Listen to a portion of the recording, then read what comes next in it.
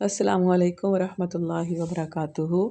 آج ہم چھٹا پارہ پڑھیں گے، اس کے اہم مضامین کا خلاصہ دیکھیں گے دورہ قرآن کے سلسلے میں۔ اعوذ باللہ من الشیطان الرجیم، بسم اللہ الرحمن الرحیم۔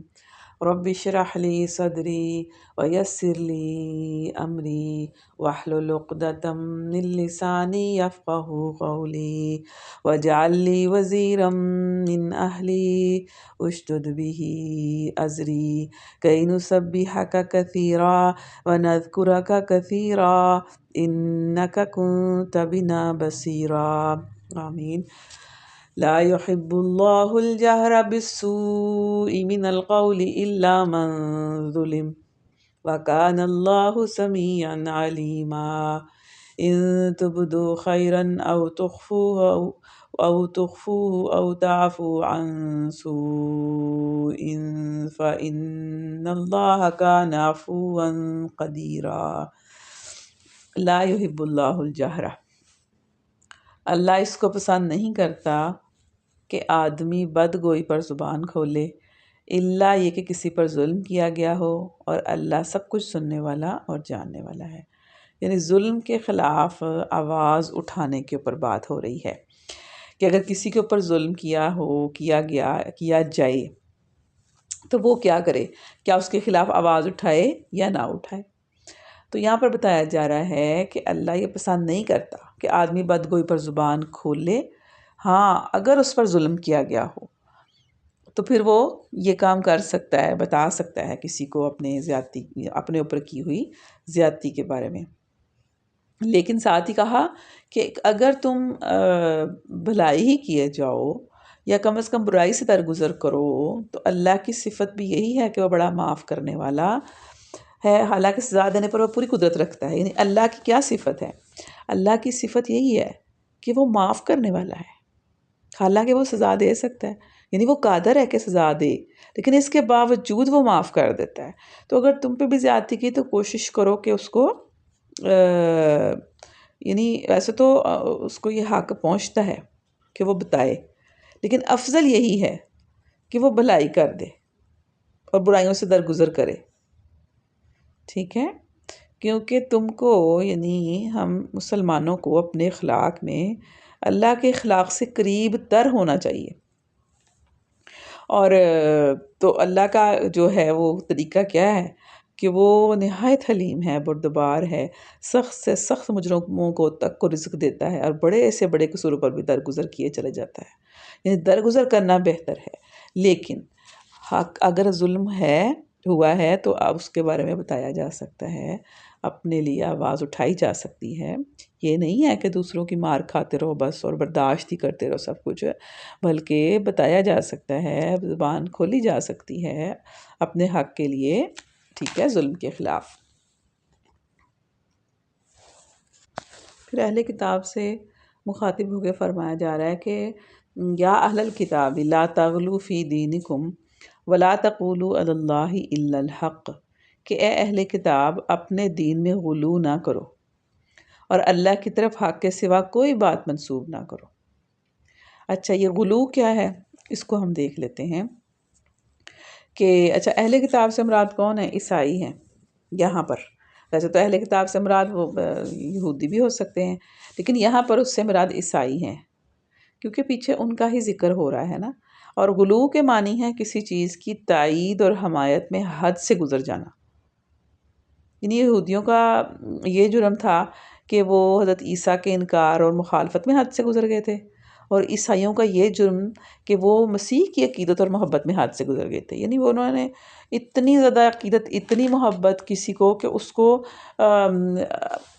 یعنی انسانیت کی حد سے ہی نکال دینا، اتنی محبت اور عقیدت کرنا، جیسے عیسائیوں نے کیا۔ تو انہوں نے ان کو کیا کہہ دیا کہ یہ اللہ تعالیٰ کا کلمہ ہے، یہ اللہ تعالیٰ کا کلمہ تو ہے، لیکن انہوں نے کہہ دیا کہ اللہ تعالیٰ کا کلمہ سے مراد یہ ہے کہ یہ اللہ کی کا ہی کوئی حصہ ہے، اور اس کو اس لیے پھر انہوں نے کہہ دیا کہ یہ جی اللہ تعالیٰ کا بیٹا بنا دیا حضرت عیسیٰ کو۔ یعنی اتنا انہوں نے اس میں غلو کیا، اتنا وہ محبت میں، عقیدت میں اتنا حد سے گزر گئے۔ تو یہ چیز جو غلو ہے نا، اس سے منع فرمایا گیا ہے۔ اور مسلمان بھی غلو کرتے ہیں، وہ کب کرتے ہیں، وہ جیسے مثالیں ہیں غلو کی کہ اس میں ایک تو مثال واضح ہے نا کہ شخصیات کی حد سے زیادہ تعظیم کرنا. اب اس میں ایک شخصیت نبی اکرم صلی اللہ علیہ وآلہ وسلم کی بھی ہے، اس کی محبت میں بھی ہم مسلمان یہ بعض اوقات اتنا زیادہ بڑھ جاتے ہیں عقیدت میں کہ اور اس طرح کی باتیں کہتے ہیں، کبھی نعتیں کچھ اس طرح کی بناتے ہیں کہ جس میں بالکل وہ ان کو اللہ تعالیٰ کے برابر کر دیتے ہیں، اور یہ شرک کے زمرے میں آ جاتا ہے. تو یہی کام عیسائیوں نے کیا تھا، اور یہی کام تقریباً مسلمان بھی کر رہے ہیں. تو اس سے بچنا چاہیے. اور اس کے علاوہ کسی کے قول کو یعنی اتنا بڑھا دینا کہ اس کو قرآن اور سنت کے واضح احکامات پر ترجیح دے دینا، یہ بھی غلو ہے. یعنی کسی مذہبی شخصیت کی کسی بات کو اتنا زیادہ اہمیت دینا، اس کی اتنی زیادہ کرنا، ترجیح دے دینا کہ اللہ کا اور اس کے رسول کا قول جو ہے وہ پیچھے چلا جائے اور وہ ان کا اقوال آگے آ جائیں، یہ بھی غلو ہے. پھر دوسروں کو کافر قرار دے دینا، چھوٹی چھوٹی باتوں پر کفر کے فتوے لگا دینا، یہ بھی غلو ہے. پھر دین کے بعض آسان احکامات کو مشکل کر دینا. ٹھیک ہے، تو یہاں پر عیسائیوں سے کہا جا رہا ہے کہ اپنے دین میں غلو نہ کرو، اللہ کی طرف حق کے سوا کوئی بات منسوب نہ کرو. مسیح عیسیٰ ابن مریم اس کے سوا کچھ نہ تھا کہ اللہ کا ایک رسول تھا اور ایک فرمان تھا جو اللہ نے مریم علیہ السلام کی طرف بھیجا تھا، اور ایک روح تھی اللہ کی طرف سے. اور بس تم اللہ اور اس کے رسولوں پر ایمان لاؤ، اور یہ نہ کہو کہ تین ہیں، بعض آ جاؤ، یہ تمہارے لیے بہتر ہے. وہ تین کہتے تھے نا کہ تیسرا ہے یہ. اللہ تو بس ایک ہی خدا ہے، وہ بالا تر ہے، اس سے کوئی اس کا بیٹا ہو، یعنی اس کو وہ اللہ کا بیٹا بنا دیتے تھے. اور زمین اور آسمان کی ساری چیزیں اسی کی ملک ہیں، یعنی اسی کی ملکیت ہیں، اور ان کی کفالت اور خبرگیری کے لیے بس وہی کافی ہے. یعنی ان تمام چیزوں کے لیے اللہ کافی ہے. یعنی اس کو اپنا انتظام چلانے کے لیے کسی کی مدد کی ضرورت نہیں ہے، کوئی ساتھ اور اپنے جیسا نہیں چاہیے کسی کو. یعنی جیسے انسانوں کو ضرورت ہوتی ہے نا کہ اولاد ہو، ان کی نسل ہو، اس کا کوئی بازو ہو، جیسے کہتے ہیں بیٹے ہیں تو بازو ہیں، یہ تو انسانوں کو ضرورت ہوتی ہے. اللہ کو ضرورت نہیں ہے کسی مشیر کی، کسی ایسے کی جس کی اس کو ضرورت ہو. کسی کی ضرورت نہیں ہے اللہ تعالیٰ کو، اللہ خود ہی کافی ہے. اور پھر کہا کہ مسیح کے لیے نے کبھی اس بات کو عار نہیں سمجھا کہ وہ اللہ کا ایک بندہ ہو، اور نامقرب ترین فرشتے اس کو اپنے لیے عار سمجھتے ہیں. اگر کوئی اللہ کی بندگی کو اپنے لیے عار سمجھتا ہے اور تکبر کرتا ہے تو ایک وقت آئے گا جب اللہ سب کو گھیر کر اپنے سامنے حاضر کر دے گا. اس وقت وہ لوگ جنہوں نے اپنے ایمان لا کر نیک عمل اختیار کیا ہے اپنے اجر پورے پائیں گے، اور اللہ اپنے فضل سے ان کو مزید اجر عطا فرمائے گا. اور جن لوگوں نے بندگی کو عار سمجھا اور تکبر کیا، ان کے لیے ان کو اللہ دردناک سزا دے گا. اور اللہ کے سوا جن کی سرپرستی اور مددگاری پر وہ بھروسہ رکھتے ہیں ان میں سے کسی کو بھی وہاں موجود نہیں پائیں گے. یعنی کسی کا اگر بھروسہ کیا نا اور اللہ کو چھوڑا تو پھر قیامت کے دن وہ موجود نہیں ہوں گے. اللہ تو ہوگا کہ وہ لوگ موجود نہیں ہوں گے پھر اس کی سفارش کرنے کے لیے یا اس کا ساتھ دینے کے لیے. یہاں پر سورہ نساء جو ہے وہ ختم ہو رہی ہے، اس کے بعد سورۃ المائدہ شروع ہو رہی ہے. اور سورۃ المائدہ کا جو نام ہے 15ویں رکوع کی آیت میں سے ہے. اور قرآن کی بیشتر صورتوں کے ناموں کی طرح اس نام کو بھی سورت کے موضوع سے کوئی خاص تعلق نہیں ہے. جس طرح دوسری صورتوں سے اس کو یعنی الگ کرنے کے لیے اس کا علامت کے طور پر اس کا نام جو ہے وہ اختیار کیا گیا ہے المائدہ. اور اس کا جو زمانہ نزول ہے یہ صلح حدیبیہ کے بعد 6 ہجری کے آخر یا 7 ہجری کے اوائل میں یعنی شروع میں نازل ہوئی ہے. اور اس میں جو مباحث ہیں بہت زیادہ اہم، اس کے اندر حلال اور حرام اور بہت ساری جو چیزیں ہیں وہ اس کے اندر بیان کی گئی ہیں، بہت اہم احکامات اس کے اندر دیے گئے ہیں. تو اس کو تھوڑا سا ہم مختصر دیکھ لیتے ہیں. بسم اللہ الرحمن الرحیم. یا ایہا الذین آمنوا اوفوا بالعقود احلت لکم بہیمۃ الانعام الا ما یتلی علیکم غیر محل الصید وانتم حرم ان اللہ یحکم ما یرید. کہ اے لوگو جو ایمان لائے ہو، بندشوں کی پوری پابندی کرو. اچھا، یعنی ان حدود اور قیود کی پابندی کرو جو تم میں اس صورت میں تم پر عائد کیے جا رہے ہیں. تمہارے لیے مویشی کی قسم کے سب جانور حلال کیے گئے ہیں، یعنی وہ جانور حلال ہیں جو مویشی کی قسم کے جانور ہیں، یعنی اس کے جیسے ہیں. اور یعنی اس حدیث میں صاف بتا دیا گیا ہے کہ درندے حرام ہیں، ان پرندوں کو بھی حرام قرار دیا جن کے پنجے ہوتے ہیں اور جو دوسرے جانوروں کو شکار کر کے کھاتے ہیں یا مردار خور ہوتے ہیں. اور اس کے بعد سوائے ان کے جو آگے چل کر تم کو بتائے جائیں گے، لیکن احرام کی حالت میں شکار کو اپنے لیے حلال نہ کر لو. یعنی احرام کی حالت میں شکار کرنا حرام ہے. اچھا، احرام کیا ہے؟ احرام اس لباس کو کہتے ہیں جو زیارت کعبہ کے لیے پہنا جاتا ہے، اور اسے احرام اس لیے کہا جاتا ہے کہ اسے باندھنے کے بعد آدمی پر بہت سی وہ چیزیں حرام ہو جاتی ہیں جو معمولی حالات میں حلال ہیں. مثلاً حجامت کرنا، خوشبو کا استعمال کرنا، ہر قسم کی زیب و زینت اختیار کرنا، اور قضائے شہوت وغیرہ. یعنی یہ چیزیں جو ہیں ویسے تو حلال ہیں، لیکن پھر ان کو یہاں پر احرام کی حالت میں جو ہے وہ حرام ہو جاتی ہیں. جب انسان احرام پہن لیتا ہے تو یہ چیزیں اس کے اوپر حرام ہو جاتی ہیں.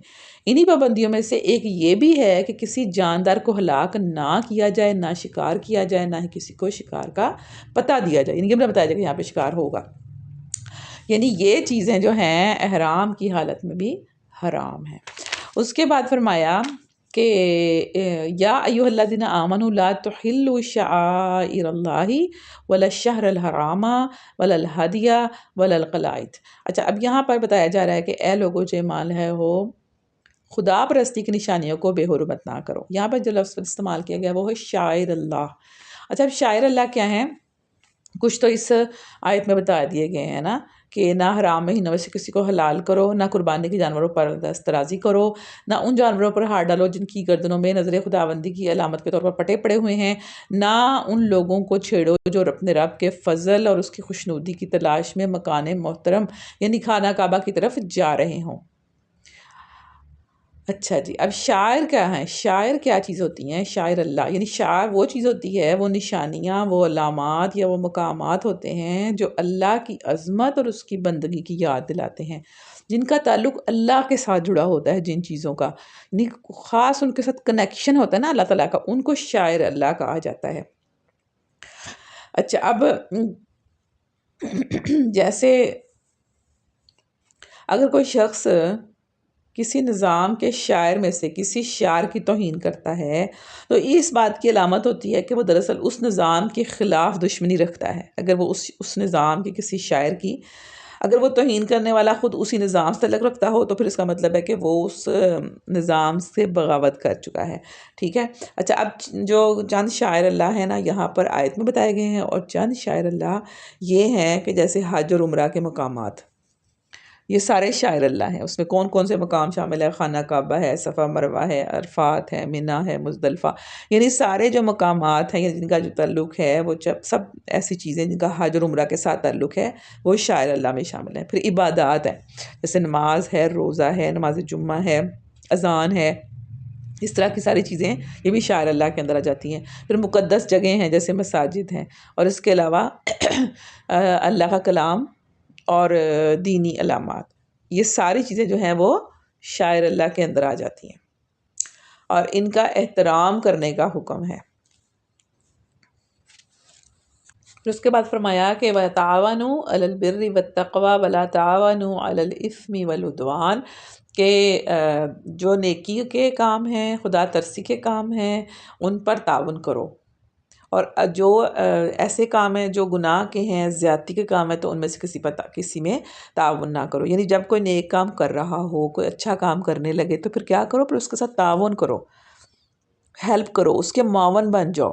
اور اگر کوئی برا کام کر رہا ہے، کوئی گناہ کا کام کر رہا ہے، زیادتی کا کام کرتا ہے، پھر اس کو ایڈ نہ دو، پھر اس کو تعاون نہ دو، اس کے ساتھ کوئی امداد نہ دو، اس کو کسی قسم کا اس کو کوئی نہ دو کہ اس کو وہ کام کر سکے. وَاتَّقُوا اللَّهَ إِنَّ اللَّهَ شَدِيدُ الْعِقَابِ، اور اللہ سے ڈرو، بے شک اللہ تعالیٰ سخت سزا دینے والا ہے.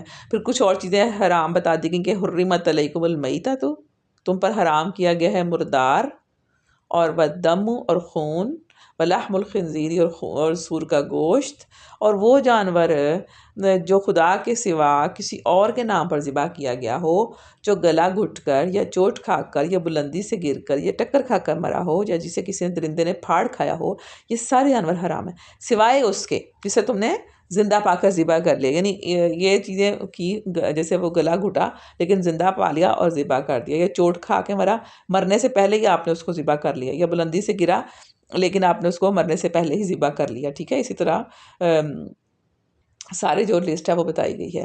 اور پھر یہ بھی کہا گیا نا کہ اللہ کے سوا، یعنی وہ جانور جو اللہ کے سوا کسی اور کے نام پر ذبح کیا گیا ہو وہ بھی حرام ہے. اس کے بعد فرمایا گیا کہ اور وہ جو کسی آستانے پر ذبح کیا گیا ہو وہ بھی حرام ہے. ٹھیک ہے، اب آستانہ کیا ہے؟ اس سے مراد وہ سب مقامات ہیں جن کو غیر اللہ کی نظر و نیاز چڑھانے کے لیے لوگوں نے مخصوص کر رکھا ہو. یعنی اللہ کے سوا کسی اور کے لیے نظر دینے کے لیے اور نیاز دینے کے لیے کچھ جگہ کو مخصوص کیا ہو، اس کو آستانہ کہتے ہیں. خواہ وہاں پر کوئی پتھر کا یا لکڑی کا بت پڑا ہوا ہو یا نہ پڑا ہوا، لیکن اگر اس کو مخصوص ہی اس لیے کیا کہ کسی اور کے نام کی یہاں پر قربانیاں ہوں گی، نظر و نیاز ہوں گی، تو وہ کیا ہے؟ وہ آستانہ ہے، اور وہاں پہ جو ذبح کیا جائے گا وہ کیا ہے؟ وہ حرام ہو جائے گا. اور کیا چیز حرام ہے؟ یہ بھی تمہارے لیے حرام ہے کہ 500 کے ذریعے سے اپنی قسمت کا حال معلوم کرو.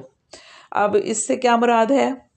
اس میں اس آیت میں جس چیز کو حرام کیا گیا ہے اس کی 3 بڑی قسمیں دنیا میں پائی جاتی ہیں، اور آیت کا حکم ان تینوں پر حاوی ہے. نمبر 1، مشرکانہ فال گیری، یعنی کہ جس میں کسی دیوی دیوتا سے قسمت کا حال پوچھا جاتا ہے، یا غیب کی خبر دریافت کی جاتی ہے، یا باہمی جھگڑوں کا تصفیہ کرایا جاتا ہے. جیسے مشرکین مکہ نے کیا کیا تھا؟ انہوں نے اس غرض کے لیے کعبہ کے اندر ہبل دیوتا کے بت کو مخصوص کر رکھا تھا. ٹھیک ہے، اس کے استحان میں 7 تیر رکھے ہوئے تھے جن پر مختلف الفاظ اور فکرے کندہ تھے. کسی کام کے کرنے یا نہ کرنے کا سوال ہو، یا کھوئی ہوئی چیز کا پتہ پوچھنا ہو، یا خون کے مقدمے کا فیصلہ مطلوب ہو، غرض کوئی بھی کام ہو، اس کے لیے ہبل کا پانسا دار جو تھا اس کے پاس پہنچ جاتے، اس کا نذرانہ پیش کرتے، ہبل سے دعا مانگتے کہ ہمارے اس معاملے کا فیصلہ کر دے. پانسا دار ان تیروں کے ذریعے سے فال نکالتا، اور جو تیر بھی فال میں نکل آتا اس پر لکھے ہوئے لفظ کو ہبل کا فیصلہ سمجھا جاتا تھا. یہ طریقہ تھا ان کا، مشرکانہ فال گیری اس کو کہتے ہیں. دوسری چیز توہم پرستانہ فال گیری، یعنی جس میں زندگی کے معاملات کا فیصلہ عقل اور فکر سے کرنے کے بجائے کسی وہمی اور خیالی چیز یا کسی اتفاقی شے کے ذریعے سے کیا جاتا ہے، یا قسمت کا حال ایسے ذرائع سے معلوم کرنے کی کوشش کی جاتی ہے جن کا وسیلہ علم غیب ہونا کسی علمی طریقے سے ثابت نہیں ہے. یعنی ایسے طریقے اختیار کرنے کہ جو بالکل غلط ہوں، جس طرح فالگیری کرنا، یا مختلف قسم کے شگون یا نجوم اور جعفر کے جو علم ہیں وہ، یعنی وہ سارے طریقے جو ہیں وہ اس کے اندر آ جاتے ہیں. پھر تیسری جو قسم ہے وہ ہے جوئے کی قسم کے وہ سارے کھیل اور وہ کام جن میں اشیاء کی تقسیم کا مدار حقوق اور خدمات اور عقلی فیصلوں پر رکھنے کے بجائے محض کسی اتفاقی امر پر رکھ دیا جائے. یعنی کس چیزوں کو تقسیم کرنے کا جو مدار ہے نا، وہ کسی عقل کے اوپر نہیں ہوگا، یعنی اس پر بھی نہیں ہوگا کہ اس کا یہ حق تھا اس لیے اس کو دینا چاہیے تھی وہ چیز، یا اس کی یہ خدمت تھی اس لیے اس کو دیا گیا ہے، بلکہ اتفاقی طور پر، مثلا کہ لاٹری میں اتفاقاً فلاں شخص کا نام نکل آیا ہے. اب اتنے لوگوں نے وہاں پر ہزاروں لوگوں نے پیسے دیے تھے، ٹھیک ہے، تو لاٹری میں نام کس کا نکلا؟ صرف ایک شخص کا نام نکلا. اب وہ ہزاروں لوگوں کے جو پیسے تھے وہ کہاں چلے گئے؟ وہ ایک شخص کے پاس چلے گئے. تو یہ جوئے کی ایک قسم ہے، ٹھیک ہے نا، جس میں ہو سکتا ہے کہ سارا ہی مل جائے، اور ہو سکتا ہے جو گیا ہے جو تھا وہ بھی چلا جائے. تو یہ جوئے کی قسم ہے، یہ بھی حرام ہے. اچھا، ان 3 اقسام کو حرام کر دینے کے بعد قرآن اندازی کی صرف وہ سادہ صورت اسلام میں جائز رکھی گئی ہے جس میں 2 برابر کے جائز کاموں یا 2 برابر کے حقوق کے درمیان فیصلہ کرنا ہو. مثلا ایک چیز پر 2 آدمیوں کا حق ہر چیز حیثیت سے بالکل ثابت تھا، برابر تھا، لیکن فیصلہ کرنے والے کے لیے ان میں سے کسی کو ترجیح دینے کی کوئی معقول وجہ موجود نہیں تھی. یعنی اس کو سمجھ نہیں آئی تھی کہ میں کس کے لیے فیصلہ کروں. اگر ایک کے لیے فیصلہ کروں تو دوسرے کے ساتھ بے انصافی ہو جاتی ہے، دوسرے کے لیے کروں تو پہلے کے ساتھ بے انصافی ہو جاتی ہے. تو پھر اس میں کیا کہتا ہے، اس میں قرآن اندازی جو ہے وہ کی جا سکتی ہے. اور نبی صلی اللہ علیہ وسلم بالعموم ایسے مواقع پر ایسا طریقہ اختیار کرتے تھے کہ جب دو برابر کے لوگ کے درمیان، دو لوگوں کے درمیان جب کوئی سی چیز کا فیصلہ کرنا ہوتا تھا اور سمجھ نہیں آئی تھی کہ کس کے حق میں فیصلہ دیا جائے، تو پھر وہ اس طرح قرآن اندازی والا معاملہ کر لیا جاتا تھا۔ پھر اس کے بعد آگے اللہ تعالیٰ نے فرمایا کہ الیوم اکملت لکم دینکم، کہ میں نے تمہارے لیے آج تمہارا دین مکمل کر دیا اور تم پر اپنی نعمت تمام کر دی، اور تمہارے لیے اسلام کو تمہارے دین کی حیثیت سے قبول کر لیا۔ اچھا جی، دین مکمل کر لیا، یعنی کہ اس سے مراد یہ ہے کہ اس دین کو ایک مستقل نظام فکر اور عمل اور ایک ایسا مکمل نظام تہذیب و تمدن بنا دیا ہے، یعنی مکمل ہے۔ اس میں زندگی کے جملہ مسائل کا جواب اصولاً یا تفصیلاً موجود ہے، اور ہدایت اور رہنمائی حاصل کرنے کے لیے کسی حال میں اس سے باہر جانے کی ضرورت پیش نہ آئے۔ یعنی یہ ایسا نظام ہے جو مکمل ہے، اس کے اندر سیاست سے لے کر گھر داری کے چھوٹے چھوٹے بھی مسائل ہیں نا، وہ سارے بتا دیے گئے ہیں۔ کوئی ایسا چیز، ایسا معاملہ ہے ہی نہیں جس کا حل جو ہے وہ، یا جس کو یا اس وہ طریقہ کہ اس کو کس طریقے سے کیا جائے، کہیں ہم باہر سے لینے جائیں، کسی اور سے لیں، نہیں۔ ہر چیز، ہر طریقہ اس کلام میں اللہ تعالیٰ نے اپنے دین میں پورا کا پورا بتا دیا ہے، کہیں جانے کی ضرورت پیش نہیں آئے گی، ہر معاملے کی رہنمائی دے دی گئی ہے۔ اور پھر آگے فرمایا ہے کہ اور نعمت تمام کرنے سے مراد ہے نعمت ہدایت کی تکمیل کر دینا ہے، اور اسلام یعنی کہ جو نعمت یہاں پر ہے نا، وہ ہدایت کی نعمت ہے کہ اس کی تکمیل کر دی گئی ہے۔ اللہ تعالیٰ نے اسلام کے ذریعے سے تم لوگوں کو ایسا دین دے دیا ہے جو مکمل ہے، اور یہی ہدایت کا ذریعہ ہے۔ پھر اس کے بعد آگے دیکھتے ہیں کہ فرائض وضو بتائے گئے ہیں کہ یا ایھا الذین آمنوا اذا قمتم الی الصلاۃ فاغسلوا وجوہکم وایدیکم الی المرافق، آیت نمبر 6 ہے کہ اے لوگو جو ایمان لائے ہو، جب تم نماز کے لیے اٹھو تو چاہیے کہ اپنے منہ اور اپنے ہاتھ کہنیوں تک دھو لو، سروں پر ہاتھ پھیر لو اور پاؤں ٹخنوں تک دھو لیا کرو۔ یعنی یہ جو ہیں پھر فرائض ہیں، اور ساتھ ہی نبی صلی اللہ علیہ وسلم نے اس حکم کی جو تشریح فرمائی ہے اس سے معلوم ہوتا ہے کہ منہ دھونے میں کلی کرنا اور ناک صاف کرنا بھی شامل ہے، کیونکہ اس کے بغیر جو منہ ہے نا وہ نہیں دھلتا، پورا منہ نہیں دھلتا۔ اور کان چونکہ سر کا ایک حصہ ہے، اس لیے سر کے مسح میں کانوں کے اندرونی اور بیرونی حصوں کا مسح بھی شامل ہے، اور اس کے علاوہ وضو شروع کرنے سے پہلے ہاتھ دھو لینے چاہیے تاکہ جن ہاتھوں سے آدمی وضو کر رہا ہے وہ خود پہلے پاک ہو جائیں۔ پھر اس کے بعد آگے یہاں پر بھی مسح کے بارے میں بتایا گیا ہے کہ اگر تمہیں ضرورت ہو کہ تم وضو کرو لیکن تمہارے پاس پانی نہ ہو تو پھر تیمم کر لیا کرو، تیمم کا ذکر کیا گیا ہے۔ اس کے بعد آیت نمبر 26 میں ہم دیکھتے ہیں کہ وَاتْلُ عَلَيْهِمْ نَبَأَ ابْنَيْ آدَمَ بِالْحَقِّ، کہ اور ذرا انہیں آدم کے 2 بیٹوں کا قصہ بھی بے کم و کاست سنا دو۔ یہ حابیل اور قابیل کا قصہ ہے۔ جب ان دونوں نے قربانی کی تو ان میں سے ایک کی قربانی قبول کی گئی اور دوسرے کی نہ کی گئی۔ یعنی اس وقت قربانی قبول ہونے کا طریقہ یعنی کیسے پتہ چلتا تھا کہ قربانی قبول ہوگی، کہ قربانی کو آگ پکڑ لیتی تھی۔ جب قربانی پیش کی جاتی تھی تو جس کی قربانی کو آگ پکڑ لیتی تھی تو وہ اس کا مطلب تھا کہ اس کی قربانی قبول ہو گئی ہے۔ اب ان دونوں نے قربانی دی لیکن ایک کی قربانی جو تھی وہ قبول ہو گئی، دوسرے کی قبول نہ ہوئی، تو جس کی قربانی تو اس نے کہا، یعنی جس کی قربانی قبول نہیں ہوئی تھی اس نے کہا میں تجھے مار ڈالوں گا۔ اس نے جواب دیا اللہ تو متقیوں کی نظریں قبول کرتا ہے، یعنی تم مجھے کیوں مارو گے؟ مطلب اللہ کے ہاں میں میری کوئی ہوگی وقت، تبھی اس نے میری قربانی قبول کی ہے نا، مطلب تم اپنے تقوی کی فکر کرو نا، تم میرے پیچھے کیوں پڑ گئے ہو؟ لیکن اس نے کہا کہ اگر تو مجھے قتل کرنے کے لیے ہاتھ اٹھائے گا تو میں تجھے قتل کرنے کے لیے ہاتھ نہ اٹھاؤں گا۔ یعنی اس کا مطلب یہ نہیں ہے کہ تو مجھے قتل کرے گا تو میں تمہارے سامنے اپنے آپ کو پیش کر دوں گا کہ ہاں چلو مجھے قتل کر دو، بلکہ اس کا مطلب یہ ہے اپنا دفاع تو میں کروں گا لیکن تمہیں قتل کرنے کے لیے کی کوشش نہیں کروں گا۔ اس کا یہ مطلب ہے کہ تمہیں قتل کرنے کے لیے میں ہاتھ نہیں اٹھاؤں گا۔ میں اللہ رب العالمین سے ڈرتا ہوں، میں چاہتا ہوں کہ میرا اور اپنا گناہ تو ہی سمیٹ لے۔ یعنی اس کا مطلب یہ ہے کہ اس کا مطلب یہ نہیں کہ وہ یہ چاہتا ہے کہ وہ گناہ سمیٹے یا گناہ گار ہو، بلکہ اس لیے کہ اگر تم میرے پہ کوشش کرو گے تو میں جو تمہیں اپنے دفاع کے لیے جو کوشش کروں گا، ظاہر ہے اس میں بھی تمہیں تھوڑی بہت زیادہ پہنچ سکتی ہے، تو پھر وہ جو گناہ ہوگا وہ بھی تم بھی سمیٹو اور دوزخی بن کر رہو۔ ظالموں کے ظلم کا یہی ٹھیک بدلہ ہے۔ آخر کار اس کے نفس نے اپنے بھائی کا قتل اس کے لیے آسان کر دیا اور وہ اسے مار کر ان لوگوں میں شامل ہو گیا جو نقصان اٹھانے والے ہیں۔ یعنی اتنا اس کو غصہ، اتنا زیادہ حسد، یعنی کیا وجہ بنی، یہ ہم اس پہ ذرا غور کریں کہ وجہ کیا بنی کہ ایک بھائی نے اپنے دوسرے بھائی کو قتل کر دیا۔ اتنا بڑا اقدام کرنا، اس کی وجہ کیا بنی؟ حسد۔ اور حسد کس بات پہ؟ کہ اس کی قربانی قبول ہو گئی ہے اور میری قربانی قبول نہیں ہوئی۔ اب ہم اس پر غور کریں کہ حسد کتنی بری چیز ہے۔ اب حسد ہوتا کیا ہے؟ حسد یہ ہوتا ہے کہ انسان دوسرے کی نعمت دیکھے اور پھر اس کے اندر یہ خیال پیدا ہو کہ یہ نعمت اس کو کیوں دی گئی ہے؟ اللہ میں تو نے اس کو یہ نعمت کیوں دی ہے، مجھے کیوں نہیں دی؟ جب یہ چیز پیدا ہو جاتی ہے نا تو پھر یہ حسد ہے۔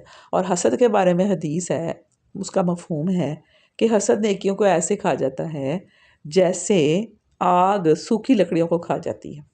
اس طرح حسد نیکیوں کو کھانے والی چیز ہے۔ اور اب ہم دیکھیں کہ ہمارے معاشرے کے اندر حسد کس طرح سے پھیلا ہوا ہے۔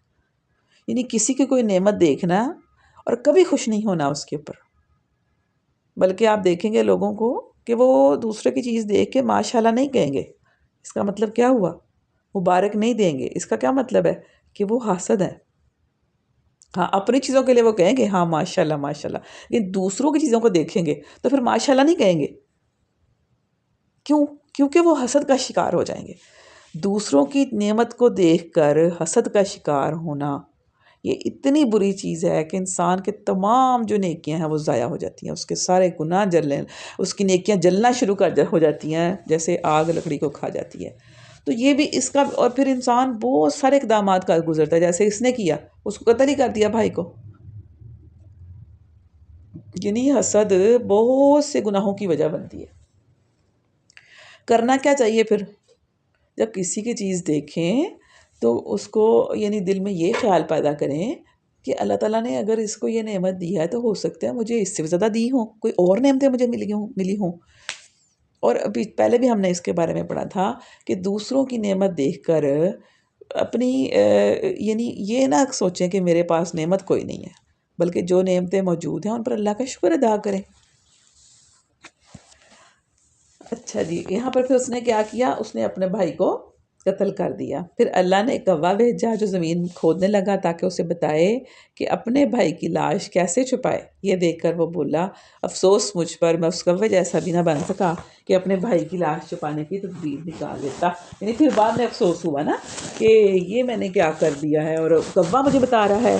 اس کے بعد وہ اپنے کیے پر بہت پچھتایا۔ اور ہوتا ایسا ہی ہے، انسان غصے میں بہت کچھ کر دیتا ہے، اپنے بھائیوں کے خلاف، اپنے بہن بھائیوں کے خلاف، اپنے دوستوں ساتھیوں کے خلاف، اپنے قریبی لوگوں کے ساتھ بہت کچھ کر دیتا ہے غصے میں، لیکن بعد میں کیا ہوتا ہے؟ پچھتاوا۔ اور یہاں پر جو اس کا ذکر کیا گیا ہے نا اس واقعے کا، اس کا جو مقصد ہے وہ یہودیوں کو ان کی اس سازش پر ایک مطلب باریک طریقے سے، لطیف طریقے سے ملامت کرنا ہے جو انہوں نے نبی صلی اللہ علیہ وآلہ وسلم اور آپ کے جو صحابہ تھے ان کو قتل کرنے کے لیے کی تھی۔ یعنی انہوں نے ایک پلان بنایا تھا کہ آپ لوگوں کو قتل کر دیا جائے، تو اس پر ان کو بتایا جا رہا ہے کہ وہ بھی آپ کے بھائی ہی ہیں جنہوں آپ قتل کرنا چاہ رہے ہو، اور آپ اور بنی اسرائیل میں سے ہی کسی نے ایسا کام کیا تھا کہ قتل کر دیا تھا۔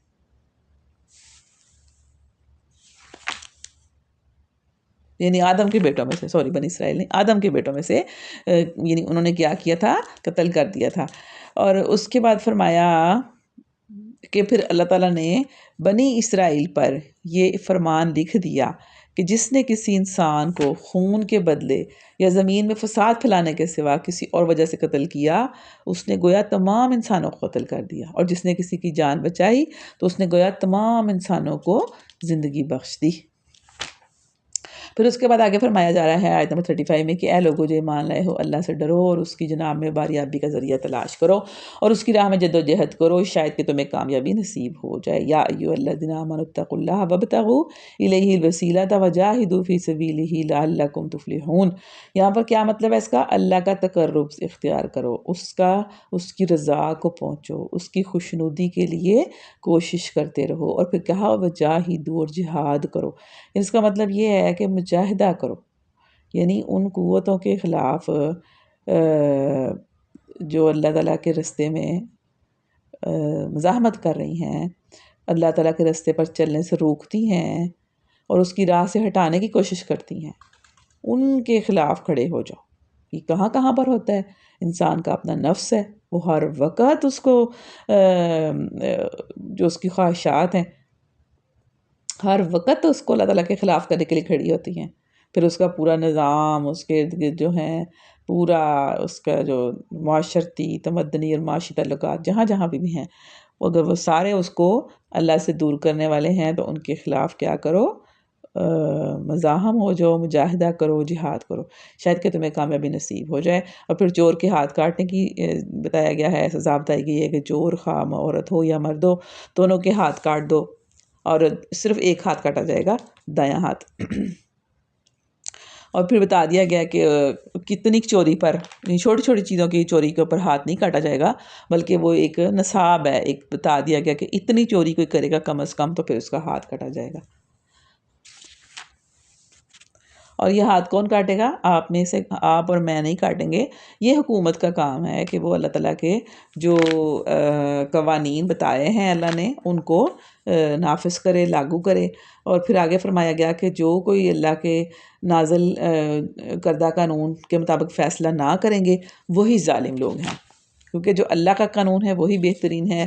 اللہ بہتر جانتا ہے کہ کیا سزا، کس چیز کی کیا سزا ہونی چاہیے. ہم لوگ فیصلہ نہیں کر سکتے، نہ ہم یہ کہہ سکتے کہ یہ ظالمانہ ہے یا یہ، یعنی ہم لوگ اللہ تعالیٰ کی جو سزائیں اللہ نے مقرر کی ہیں ہم ان کے اوپر بڑے تبصرے کرتے ہیں نا کہ یہ تو بڑی ظالمانہ سزا ہے، یہ تو بہت ہے. اور یہ تو آپ یہ دیکھیں کہ جس طرح کا ظلم وہ کرتا ہے اسی کے حساب سے اللہ نے اس کو سزا دی ہوئی ہے. جس کی چوری ہو جاتی ہے، جس کا سارا کچھ لٹ پٹ جاتا ہے، ذرا اس کے بارے میں سوچیں کہ اس کو کتنی تکلیف ہوتی ہے. تو پھر ظاہر ہے اللہ تعالیٰ نے اسی کے حساب سے سزا دی ہے کہ چور کے ہاتھ کاٹ دیا جائے. اور پھر اس کے بعد فرمایا کہ تم دیکھتے ہو جن کے دلوں میں نفاق کی بیماری ہے، آیت نمبر 52 میں، کہ وہ انہی میں دوڑ دھوپ کرتے رہتے ہیں. یعنی جن کے دل کے اندر نفاق ہے، منافقت ہے، خالص نہیں ہے وہ لوگ، تو پھر وہ کیا کرتے ہیں؟ وہ انہی کاموں میں دوڑ دھوپ کرتے رہتے ہیں. وہ کہتے ہیں ہمیں ڈر لگتا ہے کہ کہیں ہم کسی مصیبت کے چکر میں نہ پھنس جائیں، مگر بعید نہیں کہ اللہ جب تمہیں فیصلہ کن فتح بخشے گا یا اپنی طرف سے کوئی اور بات ظاہر کرے گا تو یہ لوگ جو اپنے نفاق پر جسے دلوں میں چھپائے ہوئے ہیں نادم ہوں گے. اس وقت اہل ایمان کہیں گے کہ یہ وہی لوگ ہیں جو اللہ کے نام سے کڑی کڑی قسمیں کھا کر کے یقین دلاتے تھے کہ ہم تمہارے ساتھ ہیں. ان کے سب اعمال ضائع ہو گئے اور آخری کار یہ ناکام اور نامراد ہوں گے. یعنی جو کچھ انہوں نے اسلام کی پیروی میں کیا، نمازیں پڑھی، روزے رکھے، زکوٰۃ دی، جہاد میں شریک ہوئے، قوانین اسلام کی اطاعت کی، سب کچھ اس بنا پر ضائع ہو گیا کہ ان کے دلوں میں اسلام کے لیے خلوص نہ تھا. یعنی اگر دلوں میں خلوص نہیں نہ ہے، اسلام کے لیے خالص نہیں ہے وہ کوئی بھی، تو پھر وہ جو مرضی کر جائیں اوپر سے ان کا وہ قبول نہیں کیا جائے گا.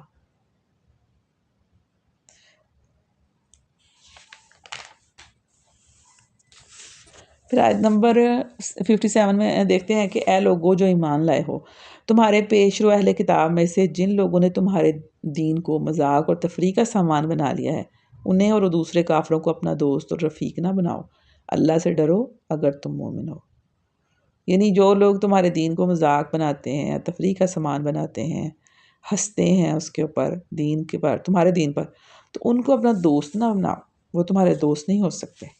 کہ وہ لوگ جب تم نماز کے لیے منادی کرتے ہو تو اس کا مذاق اڑاتے ہیں اور اس سے کھیلتے ہیں، اس کی وجہ یہ ہے کہ وہ عقل نہیں رکھتے. یعنی ایسے لوگوں سے پھر دوستی نہ بناؤ. پھر ہم پارے کے اینڈ میں دیکھتے ہیں آیت نمبر 78-79 میں کہ بنی اسرائیل میں سے جن لوگوں نے کفر کی راہ اختیار کی ان پر داؤد علیہ السلام اور عیسیٰ علیہ السلام نے کی زبان سے لعنت کی گئی ہے کیونکہ وہ سرکش ہو گئے تھے اور زیادتیاں کرنے لگے تھے، انہوں نے ایک دوسرے کو برے افعال کے ارتکاب سے روکنا چھوڑ دیا تھا۔ یعنی کسی قوم کا جو بگاڑ ہے نا وہ ایسے شروع ہوتا ہے کہ لوگوں نے ایک دوسرے کو برے افعال کے ارتکاب سے روکنا چھوڑ دیا تھا، یعنی جو بھی برائی ان کے سامنے ہوتی تھی وہ ہونے دیتے تھے۔ جیسے آج کل ہم بھی اپنے معاشرے کے اندر دیکھتے ہیں کہ اب ہم لوگوں نے ایک دوسرے کو کہنا چھوڑ دیا ہے۔ یعنی پہلے آپ دیکھیں کچھ عرصہ پہلے کہ نوجوان جو لوگ ہوتے تھے ان کو اس بات کا ڈر ہوتا تھا کہ باہر وہ کوئی ایسی حرکت نہ کریں کسی کے سامنے کہ جس سے کوئی میرے محلے کا بزرگ یا کوئی بڑا دیکھ لے یا کوئی جاننے والا ہمارا دیکھ لے تو جا کے وہ بتائے گا گھر میں، میرے گھر میں جا کے میرے ابو کو شکایت لگائے گا، تو وہ مجھے پھر ڈانٹ پڑے گی، ظاہر بات ہے۔ لیکن اب آپ اس وقت دیکھیں کہ اس طرح کا ماحول بن گیا ہے کہ ہم نے ایک دوسرے کو کہنا سننا چھوڑ دیا ہے کہ کسی کا کوئی بھی نہیں رہا، آپ کہتے ہیں ٹھیک ہے وہ جو مرضی کرتا رہے، مجھے اس سے کوئی غرض نہیں ہے، اور برائی سے منع کرنا اور نیکی کا حکم دینا ہم نے چھوڑ دیا، بالکل یہ ختم ہو گیا۔ اور یہی کام انہوں نے بھی کیا تھا۔ اس کا کیا نقصان ہوا؟ اس کا یہ نقصان ہوا کہ خرابیاں تھوڑی تھوڑی ہونے سے شروع ہوئیں اور پھر کثیر تعداد میں ہونے لگ گئیں، یعنی بڑھتی گئیں۔ آپ دیکھیں، آپ کسی چیز کو روکیں گے نہیں، گھر کے اندر بھی آپ دیکھ لیں کہ آپ کسی غلط کام سے نہیں روکیں گے نا تو وہ غلط کام جو ہے وہ ساری کرنے لگ جائیں گے۔ پہلے ایک کرتا تھا، پھر دوسرا اس کو دیکھ کے کرے گا، ظاہر بات ہے وہ کہیں گے کہ منع تو کرتا کوئی نہیں ہے، کوئی روک ٹوک نہیں ہے تو سب کرو۔ تو پھر وہ اسی طرح معاشروں کے اندر بھی ایسا ہی ہوتا ہے کہ اگر لوگ ایک دوسرے کو چھوڑ دیتے ہیں برائیوں سے منع کرنے کے لیے تو پھر کیا ہوتا ہے؟ پھر معاشرہ ایسے ہی ہو جاتا ہے، شتر بے مہار کی طرح ہو جاتا ہے اور برائیاں پھیلتی چلی جاتی ہیں۔ یہاں پر پارے کا اختتام کرتے ہیں اس دعا کے ساتھ کہ اللہ تعالیٰ اس پارے میں ہم نے جو چیزیں سنی ہیں اس میں سے ہمیں اپنے لیے اصول نکالنے کی توفیق عطا فرمائے اور ہم اپنے لیے اس میں سے اصول نکالیں اور عمل کرنے والے بن جائیں۔ آپ کا کام یہ ہے کہ آپ اس کے اندر سے 3 چیزیں اپنے لیے نکالیں کہ میں اپنے زندگی میں کون سی نئی چیزیں آج کے پارے کے حساب سے شامل کروں گی، اور کون سی 3 چیزیں ہیں جو میں نے آج سنا ہو جس کو تو اس کو میں اپنے اندر سے نکالنے والی بن جاؤں جن کو اللہ تعالیٰ نے منع کیا ہے۔ اللہ تعالیٰ ہم سب کو قرآن پاک پر عمل کرنے کی توفیق عطا فرمائے اور ہمیں اس کلام کے ساتھ جوڑے رکھے اور اس کلام کو ہمارے حق میں حجت بنا دے، ہماری قبروں کی روشنی اور نور بنا دے۔ آمین۔ وآخر دعوانا ان الحمد للہ رب العالمین۔ سبحان ربک رب العزت عما یصفون وسلام علی المرسلین والحمد للہ رب العالمین۔ السلام علیکم ورحمۃ اللہ وبرکاتہ۔